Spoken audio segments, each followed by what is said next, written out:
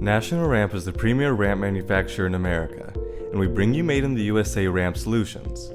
Here we will demonstrate how to build the Triumph Series steel mesh ramp in a right turn platform to a left turn ramp configuration. Each ramp system is shipped with a packing list. Be sure to check that all items listed are present before starting the installation. Today we'll be building a right turn platform to a left turn ramp.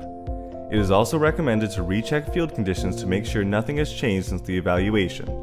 This way, you can make an adjustment before starting.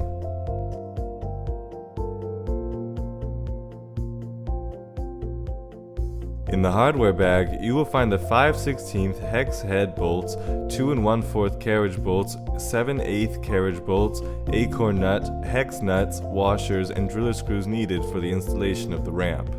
First, orient the starting platform on the sawhorses with the beams of the platform and the toe plate running parallel to the travel direction. Once you establish which side of the platform will be facing the house, you can attach the starter bracket and the top transition plate. Choose the starter bracket that is the same width as the starting platform. Line up the starter bracket against the platform and use a 5/16 inch hex head bolt, a hex nut, and 2 washers found in the hardware bag to anchor the outer hole first. Repeat on the other side. You can then bolt the top transition plate using the same hardware configuration.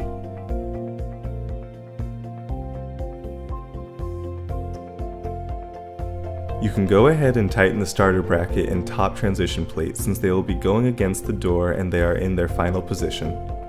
We will now put the legs on the platform. We will get the height at the door and adjust the legs as close as possible before we set the platform in place. More often than not, platform legs will have to be trimmed so they are within an inch of the platform at the travel surface. You must measure from the bottom of the footplate to the travel surface to get your leg height. Insert the leg into the cone, adjust the leg to the desired height, and then gently tighten the set bolts. Once legs are installed, we will now attach the 5-foot toe plate with the 5/16 carriage bolts from the hardware bag. Don't put bolts on the end where the corner bracket will be going, as they will be sharing the same bolt holes. For the bottom row of holes on the corner bracket, you will use the standard 5/16 inch hex bolts. For the top row, you will use the short carriage bolt with a washer and a hex nut. You can tighten the toe plate but leave the corner bracket hand tightened for the handrail installation. You will now put the platform in place and adjust the legs to make sure the platform is level.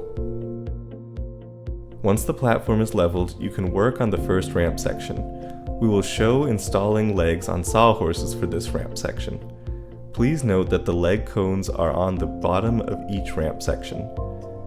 You will insert the legs to the height needed and tighten the set screw. The legs must stick through the top of the leg cones at least 6 inches. You will confirm they are close as possible to the height desired. Once legs are installed, you will set the top of the ramp into the groove of the platform. You will then install this 36-inch starter bracket. You will always need a starter bracket at the start of every run of the ramp.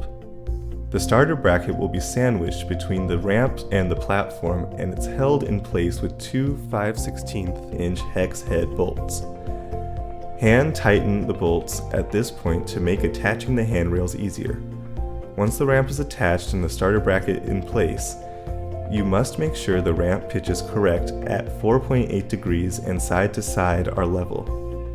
We recommend using a digital level to check your pitch. You will now install the next section of ramping. We will show you how to set legs in a ramp standing up if sawhorses aren't available. Insert legs into the leg cones and tighten the set bolt at the desired height.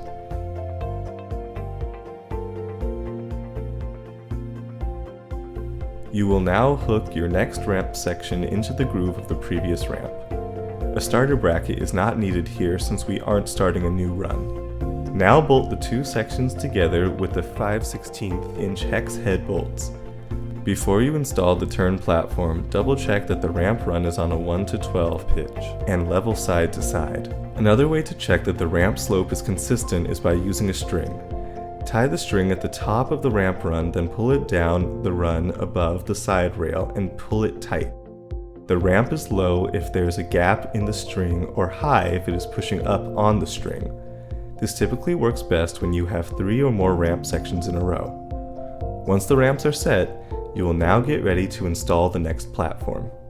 Once you have the correct orientation of the platform, you will bolt on the toe plate.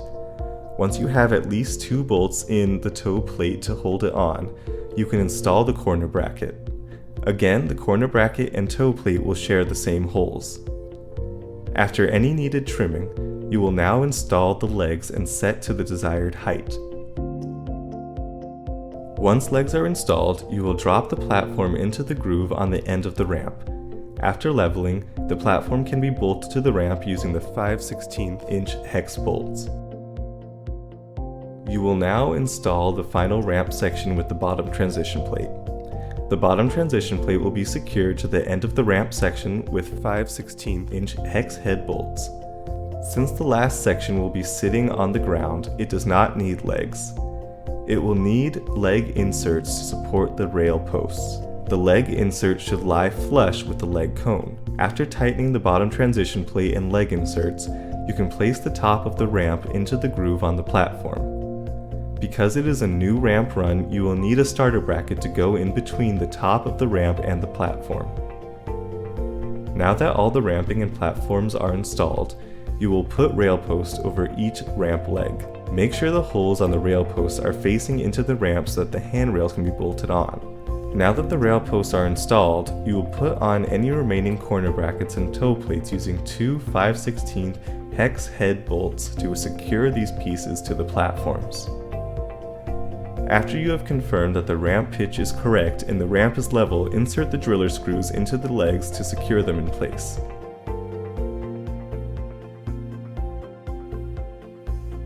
Now the ramp is safe to walk on.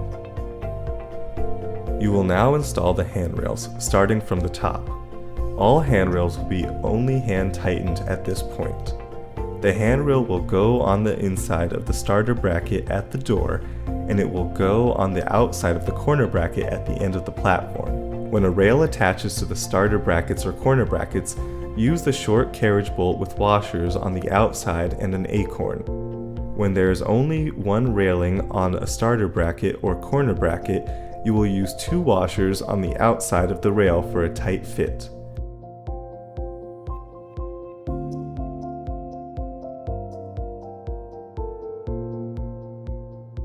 When 2 rails are connecting, only 1 washer will be needed.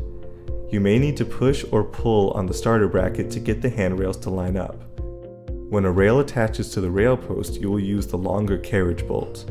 You want the bolt head facing into the ramp and the acorn nut facing the outside. You will continue to install all the handrails except the inside corner on the turn platform.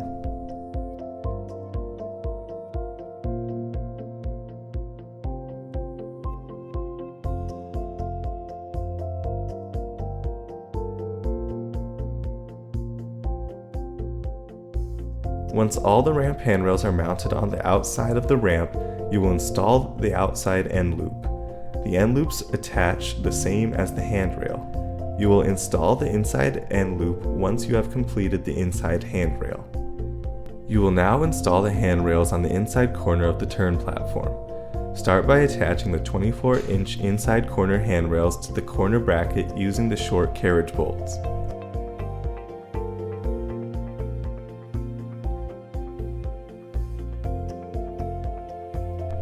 The handrail that connects into the starter bracket is bolted into place with the carriage bolt facing into the ramp.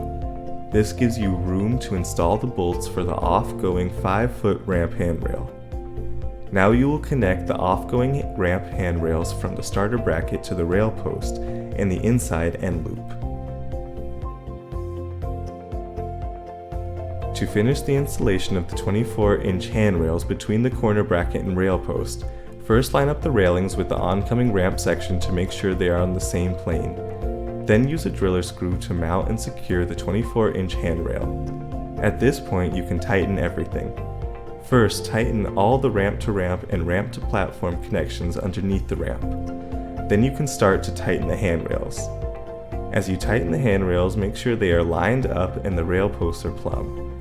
Once all handrails are tightened, then the driller screws can be put on the bottom of the rail post through the small holes. Please note that you only need one driller screw for rail post, except for the last rail post by the bottom transition plate.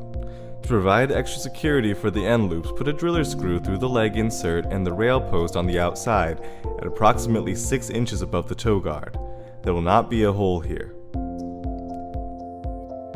Now that everything should be tight, you will want to walk up and down the ramp and make sure everything feels secure.